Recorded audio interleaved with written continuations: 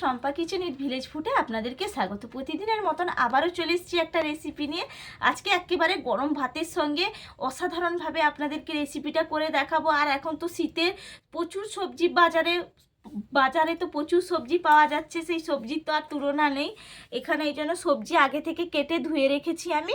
এখানে ওলকপি কেটে রেখেছি, সিমও ধুয়ে কেটে রেখেছি, মটরশুঁটি ছাড়িয়ে রেখেছি, আর আলু কেটে নিয়েছি লম্বা লম্বা করে। আর এখানে নিয়েছি চিংড়ি মাছ। আর মাছ থাকলে তো বাঙালির আর কী চাই, মাছে ভাতে বাঙালি। আর চিংড়ি মাছটা রান্না করব। আমি কি করে রান্নাটা করছি আপনারা দেখতে থাকুন। আর যদি আমার রেসিপিটা ভালো লাগে তাহলে আমার চ্যানেলটা সাবস্ক্রাইব করে রাখবেন, পাশে থাকা বেল আইকনটা প্রেস করে রাখবেন নিত্য নতুন রেসিপি পেতে হলে, আর লাইক দিয়ে দেখে নেবেন। চলুন তাহলে কি করে বানাচ্ছি দেখুন। কড়াইটা বসিয়ে দিয়েছি, কড়াই গরম হয়ে গেছে। কড়াইয়ের মধ্যে আমি দিয়ে দিচ্ছি তেল, মাছের মধ্যে দিয়ে দিচ্ছি পরিমাণ অনুযায়ী লবণ, দিয়ে দিচ্ছি হলুদের গুঁড়ি দিয়ে মাছ। দেখুন তেলটা গরম হয়ে গেছে, আমি মাছগুলো দিয়ে দিচ্ছি তেলের মধ্যে। দেখুন মাছগুলো আমার ভাজা হয়ে গেছে, আমি তুলে নিচ্ছি। চিংড়ি মাছ ভাজতে তো আর বেশি সময় লাগে না। দেখুন মাছ ভাজা তেলটা থেকে গেছে, সেই তেলে আমি দিয়ে দিচ্ছি এখানে ওলকপি কেটে রেখেছিলাম, ওলকপি, আলু কেটে রেখেছিলাম, দুটো আলু মাঝারি সাইজের আলু লম্বা লম্বা করে আমি কেটে নিয়েছি। আর সিম কেটে রেখেছিলাম ধুয়ে পরিষ্কার করে। সিমগুলো একসঙ্গেই কিন্তু আমি সবগুলো ভেজে নেব। দিয়ে দিচ্ছি পরিমাণ অনুযায়ী লবণ, আর দিয়ে দিচ্ছি পরিমাণ অনুযায়ী হলুদের গুঁড়ি দিয়ে ভালো করে একটু নাড়িয়ে ভেজে নেব। দেখুন আমার লাল লাল করে আমি ভেজে নিয়েছি, এরপর আমি তুলে নিচ্ছি। দেখুন সেই তেলে আমি ভেজে নিচ্ছি বড়ি। এখানে আমি বিউলির ডালের বড়ি নিয়েছি। দেখুন বড়িগুলো আমি লাল লাল করে ভেজে নিয়েছি, আমি তুলে নিচ্ছি। কড়াইটা ধুয়ে পরিষ্কার করে নিয়েছি, কড়াইয়ের মধ্যে দিয়ে দিচ্ছি আবারও তেল। আজকে কিন্তু সাদা তেলেই রান্নাটা করব।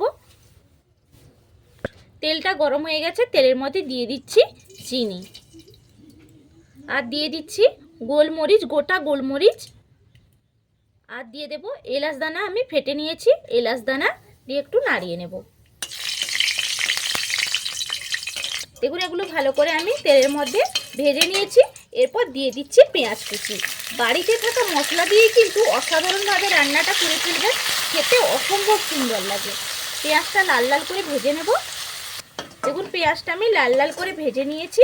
এরপর আমি এর মধ্যে দিয়ে দিচ্ছি আদা বাটা, দিয়ে দিচ্ছি রসুন বাটা, আর এখানে দিয়ে দেব শুকনো লঙ্কা বাটা, আর দিচ্ছি ক্যাপসিকাম কুচি। যে ভালো করে মশলাটা আবার নাড়িয়ে আমি ভেজে নেব।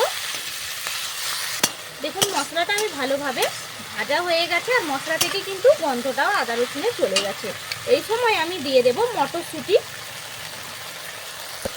দেখুন মটরশুঁটিটা মশলার সঙ্গে দিলে সেদ্ধও হয়ে যাবে আর খেতেও ভালো লাগবে।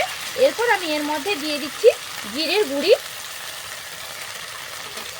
দিয়ে দিচ্ছি ধনে গুঁড়ি, আর পরিমাপ অনুযায়ী দিয়ে দিচ্ছি লবণ। মশলার সঙ্গে লবণটা দিলে পারফেক্টভাবে মশলাটাও কষানো হবে আর খেতেও ভালো লাগবে।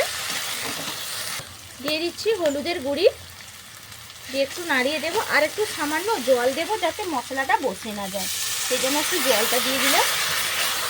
দেখুন মশলাটা ভালোভাবে আমার কষানো হয়ে গেছে, মশলার গা থেকে কিন্তু তেলও ছেড়ে দিয়েছে। এই সময় আমি দিয়ে দিচ্ছি 1 চামচ টক দই। টক দইটা অবশ্যই দেবেন, তাহলে খেতে ভালো লাগবে।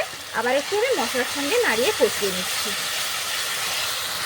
দেখুন একেবারে মশলা আমার পারফেক্টভাবে কষানো হয়ে গেছে। এরপর ভাজা সবজিগুলো আমি দিয়ে দিচ্ছি। সবজিগুলো দিয়ে দিলাম, এরপর মশলার সঙ্গে ভালো করে নাড়িয়ে নিচ্ছি। দেখুন মশলার সঙ্গে মিশিয়ে নিয়েছি, আর অপূর্ব সুন্দর একটা গন্ধ উঠছে, আর দেখতেও দেখুন কতটা সুন্দর লাগছে। এই সময় দিয়ে দেব টমেটো কুচি। ওপর থেকে কিন্তু টমেটো কুচিটা দেবেন। এইভাবে টমেটোটা না হলে আগে থেকে গলে গেলে খুব একটা খেতে ভালো লাগে না, এরকম দিলে কিন্তু দেখতেও কালারফুল লাগে আর খেতেও ভালো লাগে। টমেটোটা নাড়িয়ে নিলাম, আর এরপর দিয়ে দিচ্ছি নারকোল কুড়িয়ে রেখেছিলাম আগে থেকে, নারকোল কোড়া। আবারও নাড়িয়ে নেব। দেখুন সব কিছু ভালো করে মিশিয়ে নিয়েছি, একেবারে রেডি। এরপর আমি দিয়ে দিচ্ছি বড়িগুলো, আগে থেকে যে ভেজে রেখেছিলাম বড়ি ভাজাগুলো। এরপর আবারও একটু নাড়িয়ে আমি জল দিয়ে দেবো, পরিমাণ অনুযায়ী আমি দিয়ে দিচ্ছি জল।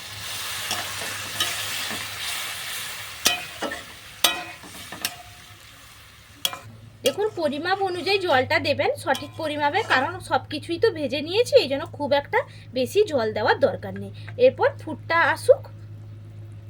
দেখুন ফুট চলে এসছে রান্নার মধ্যে। এরপর ভাজা চিংড়ি মাছগুলো আমি দিয়ে দিচ্ছি।